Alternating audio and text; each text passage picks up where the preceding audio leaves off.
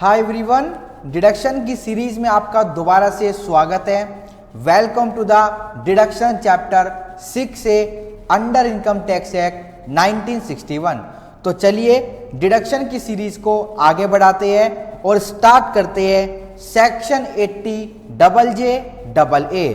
ये क्या कहता है, आइए इसके बारे में एक बार डिस्कशन स्टार्ट करते हैं। Yes, please. Deduction in respect of employment of new employees. आपकी कंपनी में नए एम्प्लॉय हायर हुए जिससे आपकी एडिशनल एम्प्लॉय कॉस्ट आ गई, तो सेक्शन 80JJAA क्या कहता है कि आप हमसे छूट ले सकते हो क्योंकि आपकी एम्प्लॉय कॉस्ट बढ़ी है, कोई बात नहीं, बट कितने एम्प्लॉय को रोजगार भी मिला है। तो इनकम टैक्स ने रोजगार देने के लिए इस सेक्शन को इंट्रोड्यूस किया कि जिन असेसी की एम्प्लॉयमेंट कॉस्ट बढ़ रही है क्योंकि उन्होंने एडिशनल एम्प्लॉय हायर किए हैं, उनके लिए इस सेक्शन को बनाया। आइए एक बार इसको पढ़ना स्टार्ट करते हैं। क्वांटम यानी limit and period of deduction. Limit कितनी मिलेगी, मतलब कि छूट कितनी मिलेगी, डिडक्शन कितनी मिलेगी और कब तक मिलेगी, पीरियड ऑफ डिडक्शन क्या है। आइए एक बार स्टार्ट करते हैं। Where the gross total income of an assessee to whom section 44AB applies. Sir ये सेक्शन 44AB क्या है, ये आपका है टैक्स ऑडिट, ये आपका है टैक्स ऑडिट। तो जो भी असेसी बिजनेस करते हैं और जिनका टैक्स ऑडिट होता है उनको ये छूट मिलेगी। Includes any profit and gains derived from business. Then तो क्या होगा, then deduction of an amount equal to 30% of additional employee cost. जितना भी आपका एडिशनल एम्प्लॉय कॉस्ट आया due to hiring of new employee, उसका 30%। फॉर एग्जाम्पल सालाना cost आपकी 1 लाख बढ़ी या फिर 10 लाख कर लेते हैं। 1 लाख में कौन सी लेबर आती है, 10 लाख इंटू 30%, तो 3 लाख की आप हमसे छूट ले सकते हो। याद रहे, जो असेसी बिजनेस करता है और बिजनेस के साथ साथ अगर ऑडिट होता है तभी छूट मिलेगी, अगर टैक्स ऑडिट नहीं होता तो कोई भी छूट नहीं मिलेगी।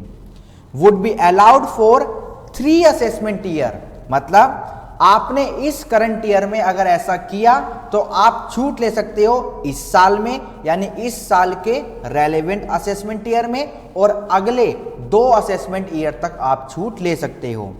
3 assessment year including the assessment year relevant to previous year, यानी जिस साल की आप बात कर रहे हो, in which such employment is provided.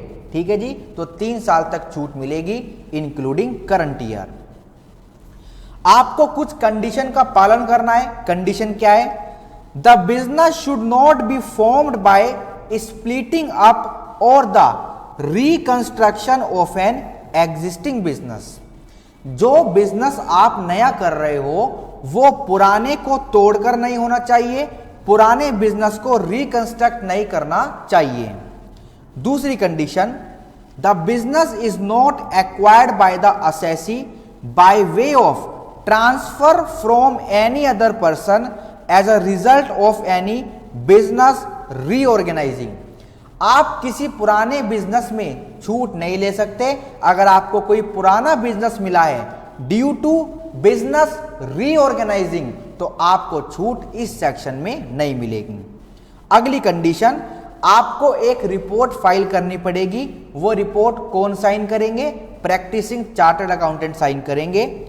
The report of the accountant, यहां पे अकाउंटेंट कौन, practising chartered accountant, giving the prescribed particulars has to be furnished before 30 September of the assessment year. जो भी आपको additional report income tax authority को देनी पड़ती है वो रिटर्न की ड्यू डेट से 1 महीना पहले देनी पड़ती है। तो जिनका भी टैक्स ऑडिट होता है उनके लिए ड्यू डेट क्या होती है? उनके लिए ड्यू डेट आपने रिटर्न ऑफ इनकम में पढ़ा होगा 31 अक्टूबर होती है, पढ़ा होगा या फिर पढ़ेंगे। तो एक महीना पहले यानी 30 सितंबर तक इनको ये रिपोर्ट फाइल करनी होगी इनकम टैक्स अथॉरिटी को, ड्यूली वेरीफाइड बाय अकाउंटेंट यानी practising chartered accountant of the assessment year being the specified date referred to in section 44AB, that is the date 1 month prior to the due date for filing return of income under section 139 subsection 1। Section 139 में लिखा गया है कि return को file करने की due date क्या है। रिटर्न ऑफ इनकम वाले चैप्टर में हम पढ़ेंगे, जिन्होंने पढ़ लिया है उनको पता है। आगे चलते हैं। Meaning of additional employee cost. Additional employee cost का मतलब क्या है? अरे जो आपने एडिशनल एम्प्लॉय हायर किए उन पे जो खर्चा आया वो एडिशनल एम्प्लॉय कोस्ट है। आइए एक बार पढ़ते हैं। टोटल एम्प्लॉयमेंट्स पेड और payable to additional employees employed जो आपने अपनी कंपनी में अपने बिजनेस में रखे ड्यूरिंग द प्रीवियस ईयर, जिस साल की आप बात कर रहे हो, जिस साल का आप असेसमेंट करने जा रहे हो, जिस साल की आप रिटर्न बनाने जा रहे हो। In the case of an existing business, अगर आपका बिजनेस पुराना है, then the additional cost shall be nil, तो एडिशनल कॉस्ट आपकी क्या होगी? जीरो। क्यों? अगर there is no increase in the number of employees from the total number of employees employed as on the last day of preceding year. अगर आपने कोई employ higher किया ही नहीं तो एडिशनल कॉस्ट कैसे आएगी? दूसरा, अगर आपने उनको पैसा एमोलमेंट, अगर आपने उनको पैसा कैश में दिया तो भी आपको कोई छूट नहीं दी जाएगी। In the first year of a new business, अगर आपने अभी अभी बिजनेस स्टार्ट किया है तो क्या होगा? द एमोलमेंट्स पेड और payable accept in cash, cash में होगा तो कोई भी छूट नहीं मिलेगी 80JJAA में। To employees employed during that previous year shall be deem to be the additional employee cost, जो भी आपने न्यू एम्प्लॉय हायर किए उनको जो आप पैसा दे रहे हो वो क्या है? Additional employee coast.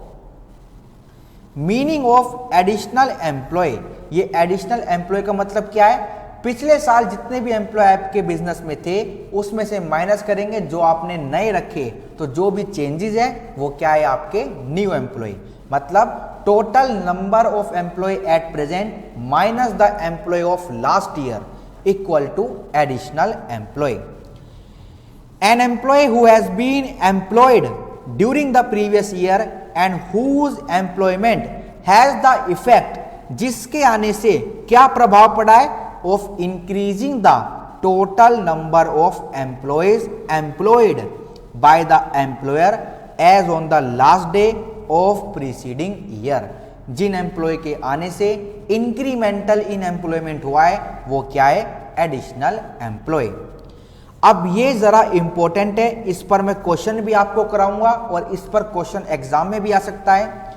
एग्जाम में बहुत सारी ट्रांजेक्शन गिवन होगी, आपको बताना होगा कि सेक्शन 80JJ और AA में कितनी छूट मिलेगी, तो इसमें मदद करेगा कि एडिशनल एम्प्लॉय में क्या क्या नहीं आता।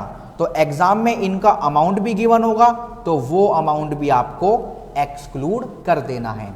तो एडिशनल एम्प्लॉय में क्या क्या नहीं आते देखेंगे।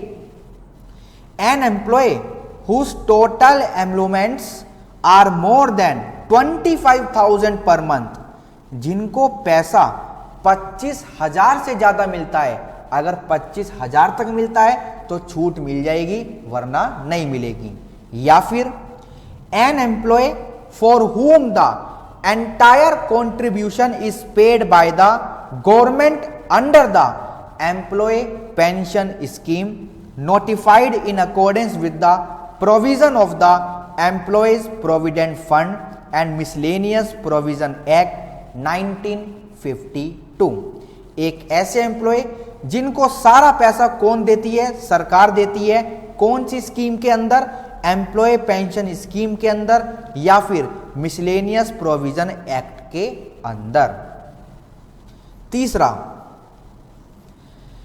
N employee who does not participate in the recognise provident fund, एक ऐसा एम्प्लॉय जो आरपीएफ में कंट्रीब्यूट नहीं करता, वो भी आपका एडिशनल एम्प्लॉय नहीं है, उसके लिए भी आपको कोई छूट नहीं मिलेगी। आगे देखते हैं, an employee employed for a period of less than 240 days, कोई ऐसा एम्प्लॉय जिसको आपने हायर किया लेस देन 240 डेज, तो वो भी आपका एडिशनल एम्प्लॉय नहीं है, ये आपका टेम्पररी एम्प्लॉय माना जाएगा और कोई भी छूट आपको नहीं दी जाएगी। बट अगर आप फुटवियर या फिर लेदर प्रोडक्ट के मैन्युफैक्चरर हो तो ये 240 दिन आपके 150 दिन बन जाएंगे। मतलब in the case of manufacturing of apparel और फुटवियर और leather product, an employee employed for a period of less than 150 days shall be exclude from the definition of additional employee।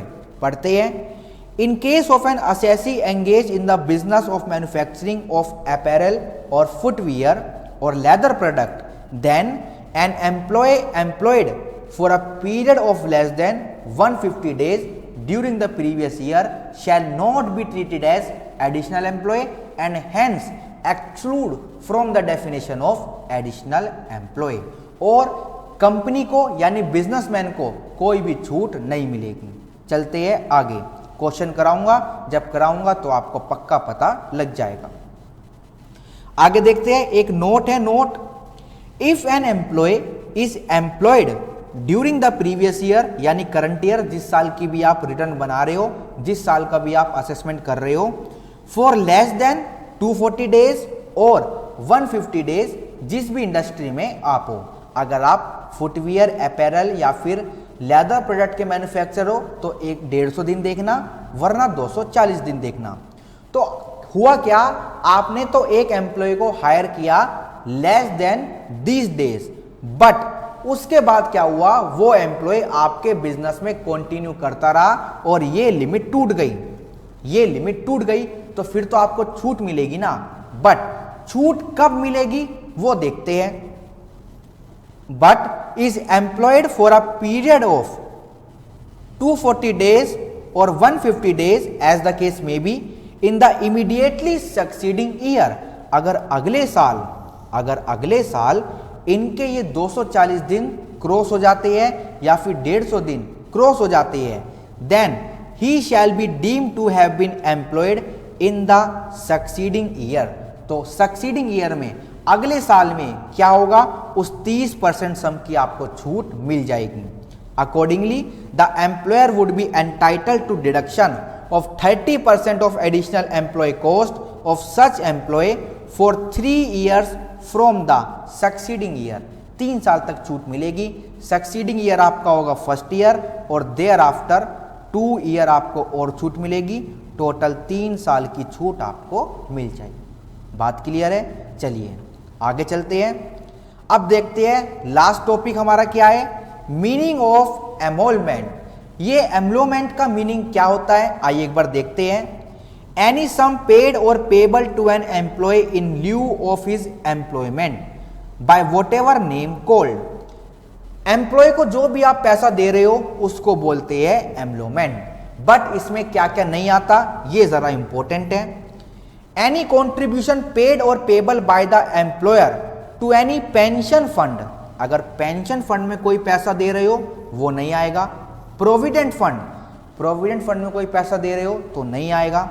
और any other fund for the benefit of the employee under any law, किसी भी कानून में, for the time being in force.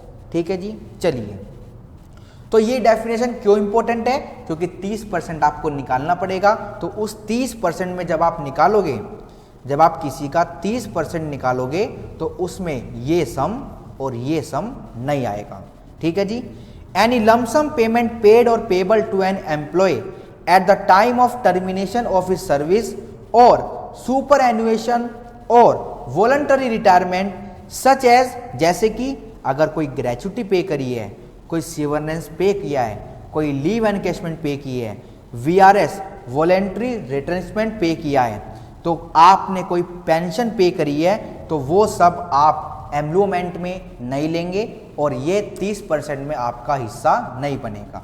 ठीक है जी, बात समझ आती है। अच्छा सेक्शन था, इंपॉर्टेंट सेक्शन था।